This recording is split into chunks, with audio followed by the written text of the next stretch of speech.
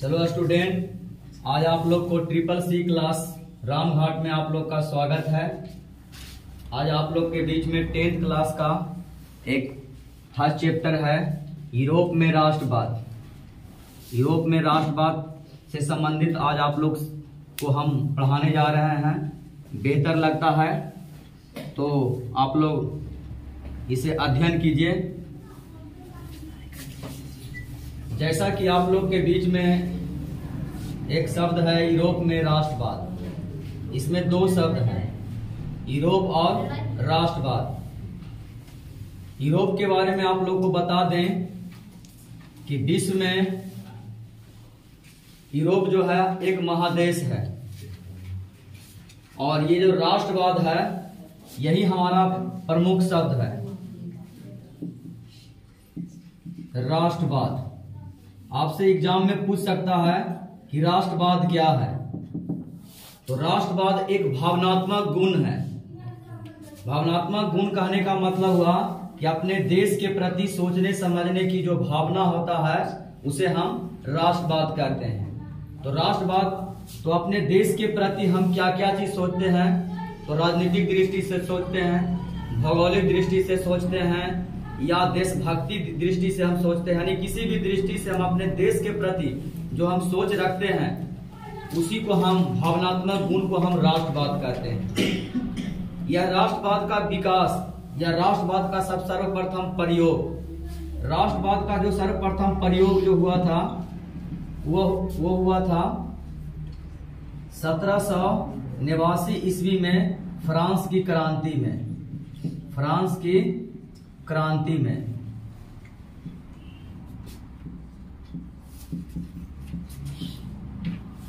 France की क्रांति में तो आपसे पूछेगा प्रश्न, एक प्रश्न यहां से 10th क्लास में अक्सर एग्जाम में पूछते हैं कि राष्ट्रवाद क्या है। तो जैसा कि हम आप लोग को बताएं कि राष्ट्रवाद अपने देश के प्रति सोचने समझने की भावना को राष्ट्रवाद कहते हैं। इसका सर्वप्रथम जो प्रयोग हुआ था 1789 ईस्वी में फ्रांस की क्रांति जो हुआ था इसी में देखने को मिला था। राष्ट्रवाद का जो फ्रांस में जो विकास करने का सर्वप्रथम योगदान किसका जाता है, तो फ्रांस में राष्ट्रवाद का विकास, राष्ट्रवाद का जो विकास का जो श्रेय जाता है वो जाता है नेपोलियन बोनापार्ट को।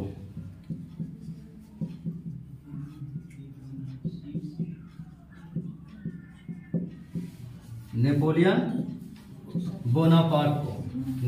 बोनापार्ट ही था जो पूरे यूरोप महादेश में कह सकते हैं कि राष्ट्रवाद को बहुत आगे ले गया, जिसका प्रतिफल है कि इटली, जर्मनी, यूनान आदि राष्ट्र स्वतंत्र हुए। नेपोलियन एक सैन्य अभियान के बल पर यूरोप के भिन्न भिन्न देशों में जाकर राष्ट्रीयता की भावना को बहुत तेजी से विकास करता था, जिसका परिणाम हुआ 1871 में जर्मनी और इटली एक स्वतंत्र राष्ट्र बना।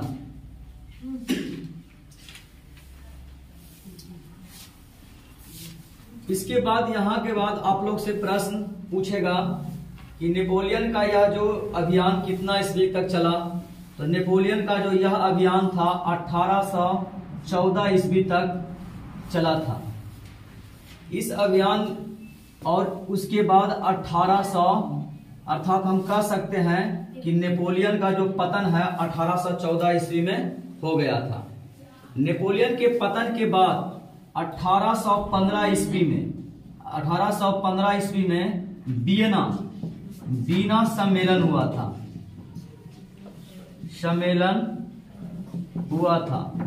यानी कि हम कह सकते हैं, यहां से आपका प्रश्न पूछेगा कि वियना सम्मेलन से क्या समझते हैं या वियना सम्मेलन का क्या उद्देश्य था। तो यहां से एक प्रश्न आपका बनता है कि वियना सम्मेलन कब हुआ था और इसका उद्देश्य क्या। तो वियना सम्मेलन जो हुआ था आपका ये हुआ था 1815 ईस्वी में। कहाँ हुआ था? तो ऑस्ट्रिया में। ऑस्ट्रिया की राजधानी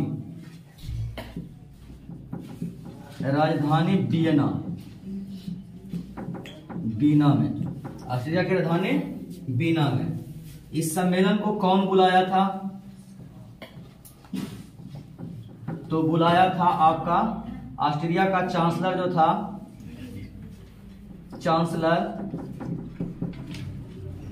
चांसलर मेटरनिक। ऑस्ट्रिया का चांसलर मेटरनिक। ये बुलाने का नौबत क्यों पड़ा?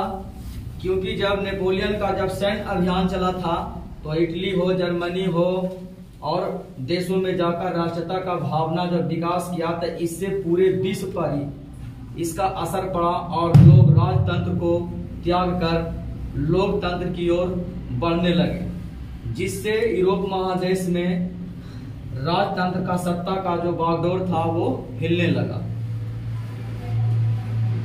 जिससे जो व्यवस्था था पहले राजतंत्र का उसमें उथल पुथल हो गया। इसी उथल पुथल को एकजुट करने के लिए एक शांति सम्मेलन बुलाया गया था। और ये शांति सम्मेलन कौन बुलाया था? ऑस्ट्रिया का जो चांसलर था वो मेटरनिक ने बुलाया था। ठीक। उसके बाद में यहां से पूछता, इस सम्मेलन जब हुआ था, इस सम्मेलन का उद्देश्य आपसे पूछेगा कि उद्देश्य क्या रहा। तो इसमें उद्देश्य में आप दे सकते हैं शांति स्थापित करने के लिए, शांति स्थापित करने के लिए। लेकिन यह शांति स्थापित करने के लिए तो यह सम्मेलन बुलाया गया था, लेकिन ऐसा सम्मेलन यह संभव नहीं हुआ। आगे देखिए कि ऐसा शांति स्थापित क्यों नहीं हुआ।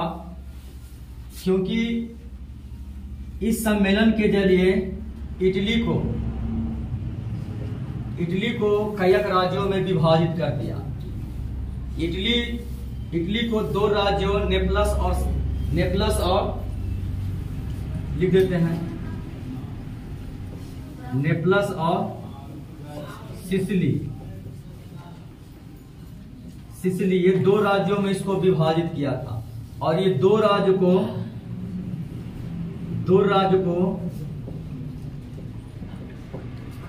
बुर्बो राजवंश का राजा सम्राट, बुर्बो राजवंश का जो सम्राट है फर्डिनेंड, कौन है? फर्डिनेंड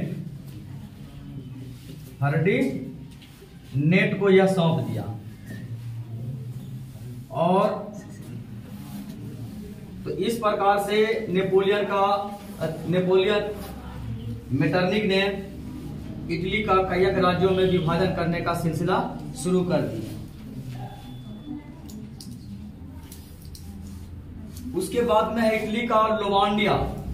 आपसे पूछ सकता है थोड़ा सा देख लीजिएगा, लोमांडी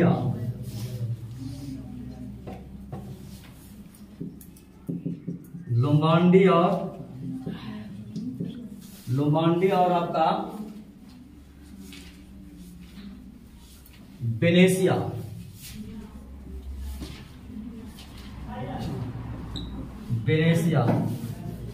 दो राज्यों पर ऑस्ट्रिया अपना वर्चस्व रखा।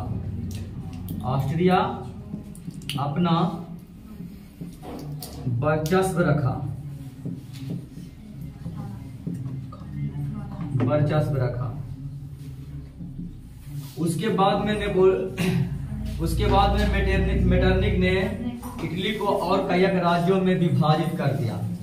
जैसा कि आप लोग जानते हैं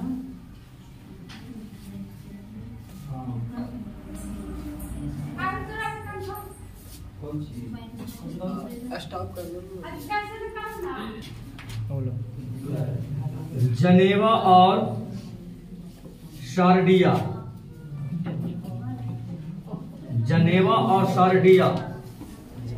सार्डिया जो दो राज्य थे जिस पर भी ऑस्ट्रिया ने अपना अस्तित्व अपना अधिकार में रखा।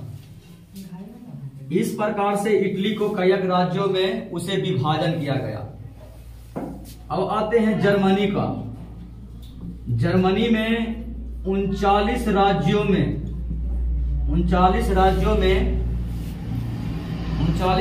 में मतलब कह सकते हैं राज्य, उस समय रियासत हुआ करता था, तब 39 राज्यों में इसे विभाजन कर दिया गया जर्मनी को। और इस जर्मनी पर जो अपना अप्रत्यक्ष रूप से जो अधिकार है वो अप्रत्यक्ष रूप से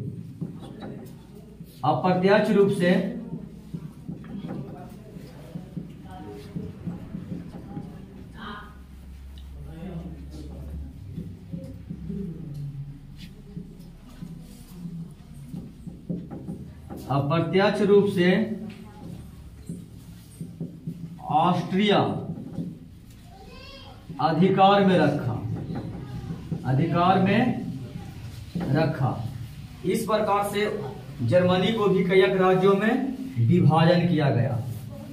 फ्रांस की बात करें तो फ्रांस को भी यह निर्णय दिया गया कि जो पुरातन व्यवस्था है, इस पुरातन व्यवस्था को पुनः फ्रांस में लागू किया जाए। इस प्रकार से हम कह सकते हैं कि जो वीना सम्मेलन जो हुआ था, यह हुआ था घोर प्रतिक्रियावादी, यानी कि कट्टरपंथी के मतलब कि पथ में रहा, कट्टरपंथी के विचार में रहा, एक तरह से कह सकते हैं। इस प्रकार से वीना सम्मेलन समाप्त हुआ था। एक बार पुनः अगर हम देख लेते हैं तो बेहतर होगा। यूरोप में राष्ट्रवाद, जैसा कि हम आप लोग को बताएं कि राष्ट्रवाद एक भावनात्मक गुण है जो हर व्यक्ति को अपने देश के प्रति होता है। ठीक, तो ये भावनात्मक गुण है और यह भावनात्मक गुण कई दृष्टि से हम देखते हैं, राजनीतिक दृष्टि से देखते हैं, सांस्कृतिक दृष्टि से देखते हैं, कला की दृष्टि से देखते हैं, यानी कि बहुत रूप से हम इसको राष्ट्रवाद को देखते हैं। ठीक, यानी कि अपने देश के प्रति जो हमारा जो समर्पण का भावना होता है उसी को हम लोग राष्ट्रवाद कहते हैं। ठीक, इसका सर्वप्रथम जो प्रयोग जाता है, सर्वप्रथम इसका जो प्रयोग हुआ वह 1789 की फ्रांस की क्रांति में हुआ। फ्रांस में राष्ट्रवाद का विकास का श्रेय जो जाता है वो जाता है नेपोलियन बोनापार्ट का, क्योंकि नेपोलियन बोनापार्ट ने सैन्य शक्ति के बल पर पूरे यूरोप में राष्ट्रवाद के विकास करने में सबसे बड़ा योगदान रहा। इनका पतन 1814 ईस्वी में हो गया था। उसके बाद में 1815 ईस्वी में वीना सम्मेलन हुआ। वीना सम्मेलन जो बुलाया गया था, ऑस्ट्रिया की राजधानी वीना में बुलाया गया था, चांसलर मेटरनिक थे और उद्देश्य था शांति स्थापित करना। लेकिन शांति स्थापित करने के नाम पर क्या किया गया, इटली को, जर्मनी को और फ्रांस जैसे शक्तिशाली राष्ट्रों को कई भागों में विभाजन किया गया और इस प्रकार से पुनः पुरातन व्यवस्था को जनता पर थोपने का प्रयास किया गया। यहीं से हमारा एक प्रश्न मतलब कि जो पूछा जाता है मेटरनिक युग, थोड़ा सा यहाँ पे लिख देते हैं, मेटरनिक युग पूछता है। तो यहाँ से आपको 3 प्रश्न पूछेगा। एक तो पहला है कि राष्ट्रवाद पूछेगा, दूसरा पूछेगा कि वीना सम्मेलन क्या था, तो वीना सम्मेलन के बारे में हम आपको बता दिए, और तीसरा प्रश्न पूछेगा मेटरनिक युग क्या है। तो मेटरनिक युग में आप लोग को इतना लिखना है कि मेटरनिक युग का प्रारंभ वीना सम्मेलन से प्रारंभ हो गया था, और यानी कि कह सकते हैं 1814 के नेपोलियन के पतन के बाद मेटरनिक युग प्रारंभ हो गया था। मेटरनिक युग 1815 से लेके 48 तक रहता है, और इस युग में सिर्फ बोलबाला पूरे विश्व के स्तर पर मेटरनिक का ही रहता है। खास करके यूरोप महादेश में देखा जाए तो 1815 से लेकर 1848 ईस्वी तक मेटरनिक युग ही रहा। चलिए, आज के लिए आप लोग का वीना सम्मेलन, मेटरनिक युग और राष्ट्रवाद के बारे में हम आप लोग को बता दें। अगला दिन आप लोग को हम 1830 की क्रांति बताएंगे। अगर अच्छा लगता है तो हमारे चैनल को सब्सक्राइब करें और लाइक भी कर दें, बेहतर होगा। और किसी दूसरे बच्चों को बता दें, शेयर कर दें, ताकि उसका भी भविष्य उज्जवल हो जाए। धन्यवाद आज के लिए। कमेंट करें।